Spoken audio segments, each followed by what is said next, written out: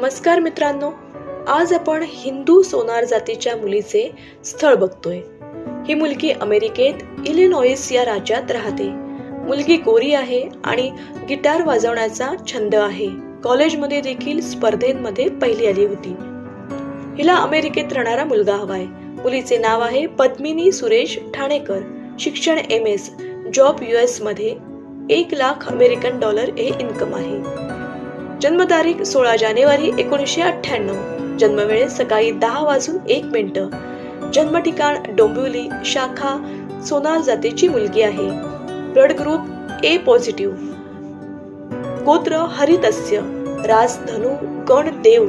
नक्षत्र पूर्वाषाढा. चरण प्रथम. नाडी मध्य. हिची उंची आहे 5.5 इंच. वजन 55 किलो.